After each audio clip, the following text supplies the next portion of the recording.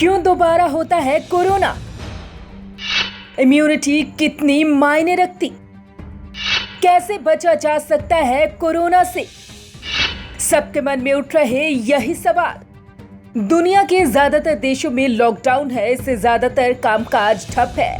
कई संक्रमित लोग इलाज के बाद ठीक हो रहे हैं। ऐसे में इस बात की चर्चा हो रही है कि क्या कोई व्यक्ति दोबारा कोरोना वायरस से संक्रमित हो सकता है? तो इसका जवाब है हाँ, क्योंकि कई जगह से ऐसे मामले सामने आए हैं जहां कोरोना संक्रमित लोग पहले तो ठीक हो जाते हैं, लेकिन ठीक होने के बाद फिर से दोबारा वो कोरोना की चपेट में आ जाते हैं। दोबारा संक्रमण का कितना खतरा?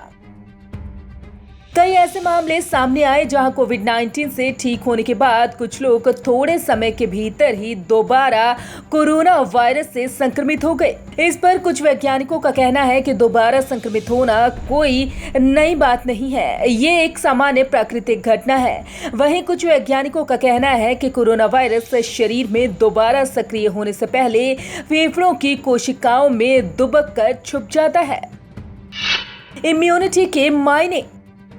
कोई व्यक्ति कोरोना वायरस से संक्रमित होगा या नहीं, और होगा तो कितनी बार होगा, ये वो सवाल है जो आज सबके जहन में उठ रहा है। लेकिन इंसान की इम्यूनिटी ये तय करती है कि ये वायरस उसके लिए किस हद तक खतरनाक है।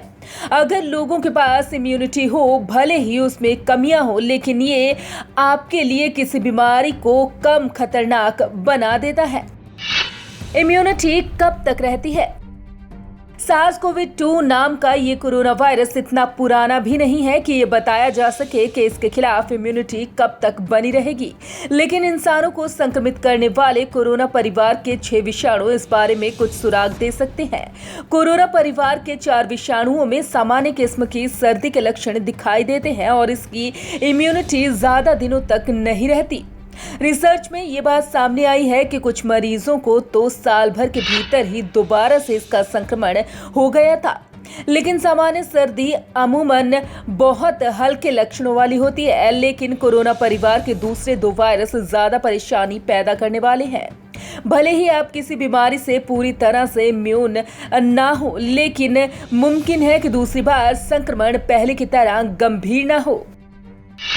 माहिरों की राय।